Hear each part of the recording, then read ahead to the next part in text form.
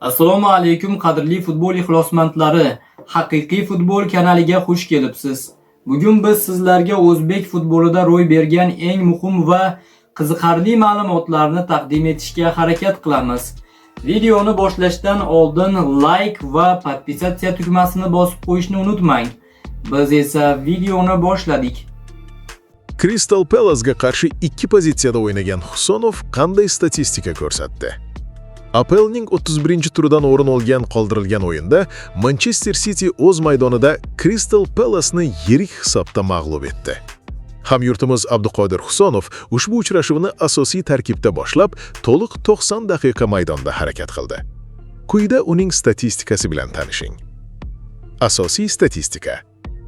O'yin daqiqalari 90, gol 0, golli uzatma 0, kutilgan gol XG 0.02, kutilgan golli uzatma XA 0.04, aniq paslar 92/98, 94%, yaratilgan xavfli vaziyatlar 0, darvoza tomon zarbalar 0, noaniq zarbalar 1, zarbalar aniqligi 0/1, 0%, fantasy ochkolari 6, hujum, to'pga tegishlar 112, raqib jarima maydonida to'pga tegish 0, so'nggi zonaga paslar 8, aniq krosslar 0/1, 0%, uzun paslar 3/3, 100%, to'pni yo'qotishlar 0,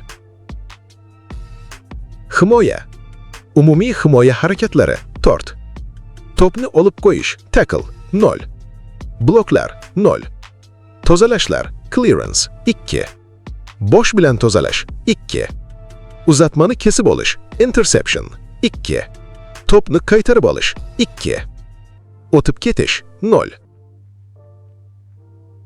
duel yakka kurashlar, yer kurashlari 0/1, 0%, havo kurashlari 1/1, 100%, qoida buzish 1, raqib tomonidan yiqitilish. Gvardiola yirik g'alabadan keyin nimalar dedi?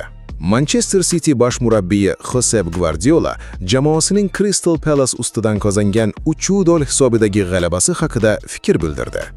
Shaharliklar Antoine Semenyo, Umar Marmush va Savioning bittadan gol evaziga yirik hisobda g'alaba qozondi.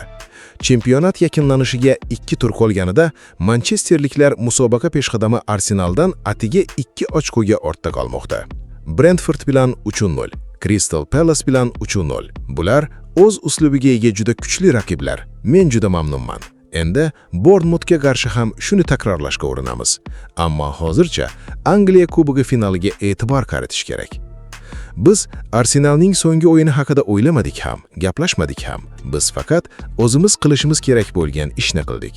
Har doim past blokda o'ynaydigan raqibga qarshi harakat qilish qiyin.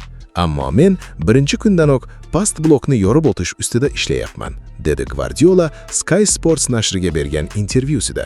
Manchester City'ning Angliya Kubogidagi Chelsea ga qarshi final o'yini 16 may kuni bo'lib o'tadi.